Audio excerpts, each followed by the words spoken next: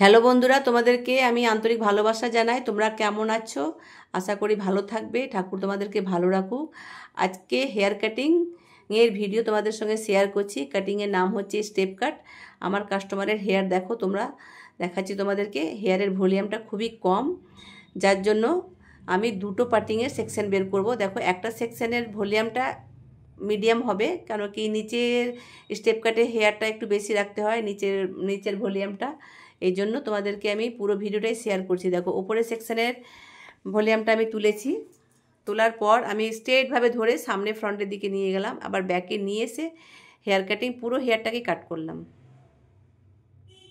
এইভাবে তোমার যতক্ষণ না পুরো সেকশন কমপ্লিট কাটিং হয়ে যায় ততক্ষণ তুমি কাটবে। লাস্টের সেকশনটা দেখবে ছোট হয়ে যাচ্ছে, মানে ফ্রন্টের দিকের সেকশনটা। প্রচণ্ড ইজিভাবে হেয়ার কাটিংটা, খুব হার্ড নয় স্টেপ কাট। অনেকে ভাবে যে হেয়ার কাটিং খুব হার্ড, কিন্তু তোমরা যদি একটু ট্রাই করো ভালোভাবে তাহলে পারবে।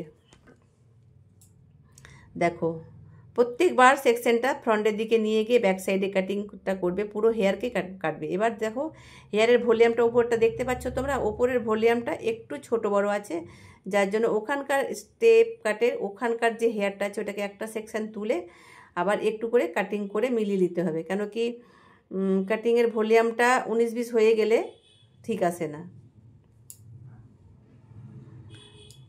এই খুঁতটা তোমরা নিজেরাই বুঝতে পারবে। দেখো, নিচের কাটিংটা তোমাদেরকে দেখাচ্ছি। ভিডিওটা ভালোভাবে করতে পারিনি, ফুল ভিডিওটা দেখো। এবার তোমরা এই হেয়ারটা দেখো উইদাউট সেটিংয়ে। এবার যেটা বললাম উপরের সেকশন একটা তুলে কাটতে হবে, ওটা কাটিং হচ্ছে। দেখো, কাটিং কমপ্লিট হয়ে গেল। কোনো ব্লু ড্রায়ার চালানো হয়নি বা কোনো সেটিং করা হয়নি। কাটিংয়ের পরে তোমাদের সঙ্গে এই হেয়ারের কাটিংটা, স্টেপ কাটের হেয়ারটা শেয়ার করছি।